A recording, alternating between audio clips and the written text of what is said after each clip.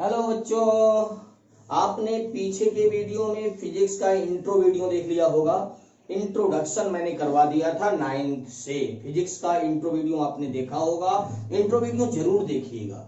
उसका सबसे अच्छा पार्ट जो होगा वो होगा सिस्टम, यूनिट का सिस्टम कैसे लगाते हैं। उसमें मैंने बताया था एमकेएस है तो डिस्टेंस मेजर करना तो metre, kilogram, second, CGS centimetre, gram, second. लेकिन आज मैं आपका 9th का मोशन चालू करूंगा। वर्ड है मोशन, मोशन से ही स्टार्ट करते हैं। मोशन मतलब गति। अब हम आपसे पूछेंगे बताओ हम गति कर रहे हैं कि नहीं। इस तरह खड़े होगे तो आप कहोगे नहीं, तो गलत है सर। आपको पूछना चाहिए कि किसके रिस्पेक्ट में सर पूछना चाहते हैं। मून के रिस्पेक्ट में, सन के रिस्पेक्ट में तो हम क्या हैं, मोशन में है। अर्थ हमारी घूम रही है, लेकिन वहां अरे उसके रिस्पेक्ट मेरी डिस्टेंस चेंज हो रही है, लेकिन इस वॉल के रिस्पेक्ट में, इस बोर्ड के रिस्पेक्ट में मैं मोशन में नहीं हूं। तो कभी भी कोई भी पूछे आप मोशन में हो या नहीं, तो आप पूछो किसके रिस्पेक्ट में। तो बात यह फंसी कि मोशन की डेफिनेशन क्या होगी। तो आइए आज देखते हैं मोशन है क्या। मोशन क्या है? मोशन जब बॉडी समय के साथ साथ, कोई भी बॉडी समय के साथ साथ अपना पोजीशन चेंज करे, बार बार पोजीशन चेंज करना ही मोशन है। मोशन समझ में आ गया क्या है? मोशन क्या होता है? When the body change its position, जब बॉडी अपनी पोजीशन को चेंज करती है तो इसे क्या कहते हैं? मोशन कहा जाता है। मोशन समझ में आ गया। अब इस मोशन में सबसे पहली टाइप आपको हम बताते हैं, रेस्ट क्या है। रेस्ट क्या होता है? रेस्ट होता है जब बॉडी पोजीशन नहीं चेंज करती। जब बॉडी पोजीशन नहीं चेंज करती रुकी एक जगह तो रेस्ट है। जैसे अब एग्जांपल के लिए मैंने बस में आप बैठ गए और बस में बैठ के कहीं जा रहे हो। मान लो आप किसी शहर को जा रहे हो तो आप बताते हो, मान लो आप कोलकाता जा रहे हो ट्रेन में बैठ के, तो आप कहते हो, अगर ट्रेन में बैठे हो तो आप कहते हो कोलकाता आ गया। और कोलकाता स्टेशन पे खड़ा हुआ व्यक्ति कहता है कि ट्रेन आ गई। क्यों ऐसा होता है? कोलकाता चल के आता है? नहीं, आप चल के जाते कोलकाता। लेकिन क्यों? क्योंकि आप ट्रेन के रिस्पेक्ट में क्या हो? रेस्ट में हो। ट्रेन के रिस्पेक्ट में रेस्ट में हो आप, इसलिए आप कहते हो कि मेरा स्टेशन बदल रहा है जगह जगह, इसलिए आप कहते हैं कोलकाता आ गया। लेकिन कोलकाता में जो खड़ा व्यक्ति वो स्टेशन के रिस्पेक्ट में खड़ा है, इसलिए वो कहता है कि ट्रेन आ गई। ट्रेन उसके रिस्पेक्ट में अपना पोजीशन चेंज करती है। तो जब बॉडी मोशन में आएगी, जैसे मैं मोशन में आऊंगा तो पोजीशन चेंज करूंगा तो क्या कवर करूंगा? रास्ता। तो इस रास्ते को मैं कहता हूं डिस्टेंस। डिस्टेंस क्या है? किसी टाइम में कवर किया गया पाथ। जैसे ए से कोई व्यक्ति बी तक गया, सपोज करो यह डिस्टेंस 4 किलोमीटर की है। मैंने कहा डिस्टेंस क्या है?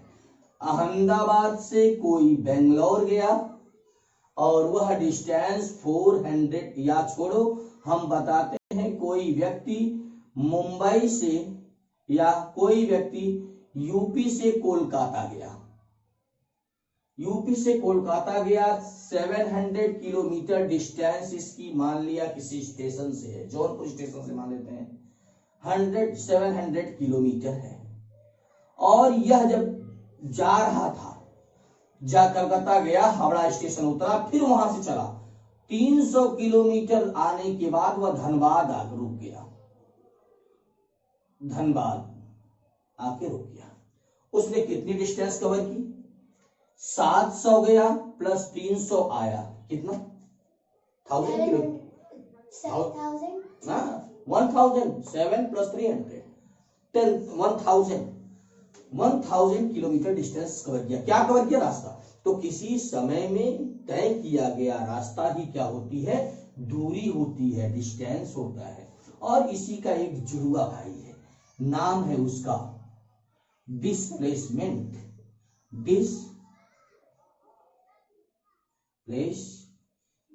डिस्प्लेसमेंट विस्थापन, हिंदी में से कहा जाता है विस्थापन। विस्थापन क्या है?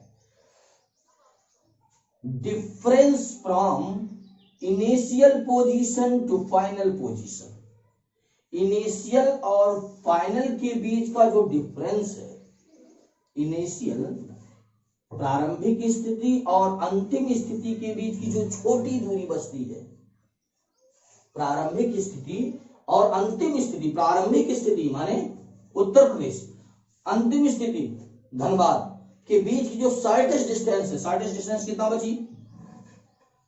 4 गया, 300 वापस आ गया, 700 माइनस किया 300 को कितना आ जाएगा? 400 किलोमीटर। यही क्या होगा? डिस्प्लेसमेंट। तो आप बताओगे difference between initial position to final position, पहले स्थिति और अंतिम स्थिति, बहुत इंपॉर्टेंट टॉपिक है। प्रारंभिक स्थिति और अंतिम स्थिति के बीच की जो दूरी होती है वही होता है विस्थापन। फिर सुनना, मैं विस्थापन ही बता रहा हूं अभी। डिस्प्लेसमेंट का फार्मूला होता है प्रारंभिक स्थिति और अंतिम स्थिति के बीच की दूरी, विस्थापन होता है विस्थापन। सपोज करो एक बॉडी सर्कुलर मोशन कर रही है और सर्कुलर मोशन करने वाली बॉडी एक राउंड पूरा कर लेती है। ए से चलेगी, बी से होता हुआ सी पे पहुंचेगा, फिर डी पे आएगा और फिर ए पर पहुंच जाएगा।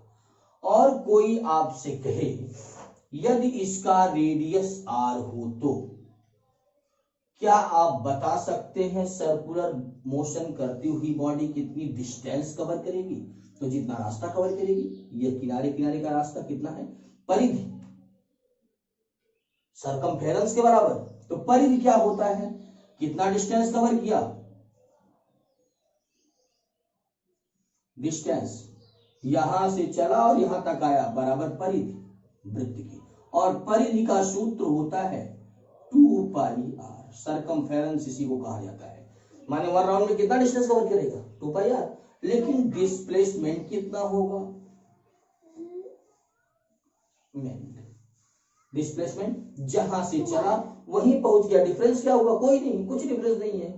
अरे भाई शॉर्टेस्ट डिस्टेंस है, जहां से चला तो वहीं पहुंच गया, 0। कितना हुआ? 0। लेकिन यदि मैं यह कह देता कि सर्कुलर मोशन करती हुई बॉडी हाफ राउंड कर ली, सी पर पहुंच गई, ए से चली और कहां पहुंच गई? सी पर। तो ए से सी तक डिस्टेंस क्या होगा? ए से सी तक का डिस्टेंस कोई बताएगा? सरकमफेरेंस का आधा, सरकमफेरेंस था 2 पाई आर और उसका आधा करेंगे तो पाई आर। कितना आएगा? पाई आर। लेकिन ए से सी तक का डिस्प्लेसमेंट क्या होगा? डिस्प्लेसमेंट ए से सी का शॉर्टेस्ट डिस्टेंस, छोटी दूरी, छोटी वाली दूरी ए से लेके सी तक की। सबसे छोटी दूरी कौन सी ए से सी की है? जानिए तो इसका कई रास्ता हो सकता है, लेकिन ए से सी तक, अरे ऐसे भी तो जा सकता है, ऐसे भी जा सकता है, ऐसे भी जा सकता है। छोटा रास्ता कौन दिखाई दे रहा है? सीधे यह नीचे वाला, यह। और यह सर्कल का क्या है? डायमीटर। यह आर, यह आर, तो कितना आएगा? 2 आर, डायमीटर के बराबर। ओके, समझ में आ गया डिस्प्लेसमेंट कि पहली स्थिति और अंतिम स्थिति के बीच का जो शॉर्टेस्ट डिस्टेंस होता है वही डिस्प्लेसमेंट होता है। इसके और भी फार्मूले, लेकिन 9th कोर्स के लिए नहीं है। वैसे भी होता है कि मान लो बॉडी यहां पहुंच गई बी पे, तब तो यह वेक्टर फॉर्म पे आ जाओगे, यह होगा इसका डिस्प्लेसमेंट, इसका हाइपोटेन्यूज। तब फार्मूला लगाएंगे r square plus r square, उस समय की कंडीशन दूसरी होती है। ठीक है, ये सब आपके कोर्स में नहीं है, जिसको भी पढ़ाते हैं उसके लिए फार्मूला भी होता है। वैसे कि 2r साइन थीटा बाई 2 से भी हम निकाल सकते हैं। जैसे 2 रेडियस अगर r है, साइन 90, ये b पहुंचेगा कितना डिग्री का एंगल बनाएगा? 90। किसी से लगा सकते हैं, इसमें भी लगा सकते थे। 90 बाई 2 माने 45 डिग्री, 45 डिग्री का मान होगा 2r, साइन 45 का मान होगा 1/√9 के लिए नहीं है, लेकिन ठीक है, इसको सॉल्व कर देंगे तो √2r आएगा। जैसे यहाँ 180 पे आ गया तो साइन 180 बाई 2 माने 90 डिग्री, 90 डिग्री साइन 90 का मान 1 होता है, 2r तब भी आ जाएगा। किसी से भी लग सकता है, ये फार्मूला होता है, बस आपने हमने आपको नहीं पढ़ाया क्योंकि आपके कोर्स में नहीं है 9th के लिए। तो आइए मैंने आपको बता दिया डिस्प्लेसमेंट और डिस्टेंस। जब आप डिस्टेंस कवर किए, जब आप डिस्प्लेस हो गए, तो आपकी चाल बदलने लगी, यही ना? जैसे आप जब रास्ता कवर करोगे, कभी तेज, कभी धीरे, कभी जोर से दौड़ोगे ना, तो इसका मतलब आदमी मनुष्य जब डिस्टेंस कवर करता है, अरे फिजिक्स मेरी पूरा नेचर से मैंने डेफिनेशन बताया, नेचर है, प्रकृति है, जो प्राकृतिक घटना होती है, जैसे पहले बच्चा पैदा हुआ, फिर क्या किया, धीरे धीरे चलना सीखा।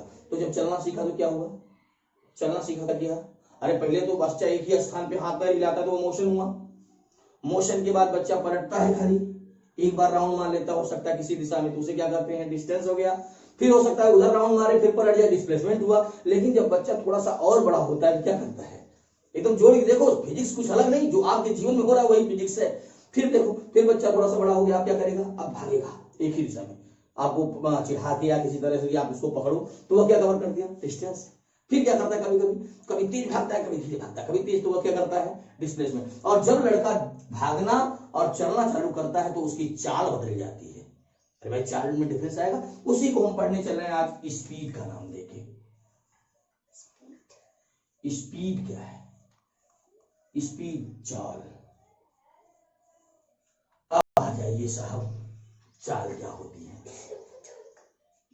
चाल बराबर सूत्र से, आप फिजिक्स का हर डेफिनेशन सूत्र से याद कर सकते हो। दूरी बटे समय, आप छोटे क्लासों से पढ़ते आ रहे हो। आप कहोगे अगर समय को 1 मान दें, 1 सेकेंड, तो जो दूरी होगी वही चाल होगी, हुआ कि नहीं। अगर समय को 1 सेकेंड मान दे तो यस बराबर यस मान दूरी, यस मान चाल बराबर डी डिस्टेंस, तो जो यस है वह डी होगी कब, जब टी बराबर 1 होगा। तो आप कहोगे इकाई समय में जो दूरी तय की जाती है वही चाल होती है। इकाई समय में तय की गई दूरी को ही चाल कहते हैं, आया कि नहीं। मैंने कहा एकांक समय में तय की गई दूरी ही चाल है। चाल का मात्रक क्या होगा, चाल में दूरी का मात्रक यम के एस पड़ गई, यम के एस में डिस्टेंस की यूनिट यम मीटर बटे टाइम की सेकेंड, मीटर पर सेकेंड। इसे हम लिखते हैं मीटर सेकेंड इनवर्स। सीजीएस होता क्या लिखते, सेंटीमीटर सेकेंड इनवर्स। या पीएस होता क्या लिखते, फुट सेकेंड इनवर्स, ऐसा लिखते। तो चाल आ गई, एकांक समय में तय की गई दूरी को ही चाल कहते हैं। अब चाल से मेरा मतलब यह है, अगर आपने चाल समझ लिया तो मैं एक पीछे टॉपिक थोड़ा सा छोड़ के आ गया हूं। क्या होता है एक समान गति और असमान गति, यूनिफॉर्म मोशन क्या है, यूनिफॉर्म मोशन। जब कोई वस्तु समान समय में समान दूरी तय करे, या एक्स एक्सिस, को एक्सिस, वाई, आप इसको जानोगे कोऑर्डिनेट एक्सिस होता है, ये 90 डिग्री होता है, इसे वर्जिंग करते हैं, इसे एब्सिसा कहा जाता है, इसे ऑर्डिनेट कहा जाता है। ठीक है, मैथ वाले सर आपको पढ़ाएंगे वैसे। तो मैंने बताया, सपोज करो 1 है, 2 है, 3 है, प्लॉट कर दिया मैंने कुछ मान के, 4 है, यहाँ पे 2 सेकेंड, 3 है, 2 के बाद 4 है, 4 के बाद 6 है, ऐसा मैंने किया है, 6 के बाद 8 है। इक्वल इक्वल डिस्टेंस पे होता है ग्राफ पे प्लॉट करना। वैसे इधर भी होता है, इधर माइनस में होता है, नीचे भी माइनस में होता है।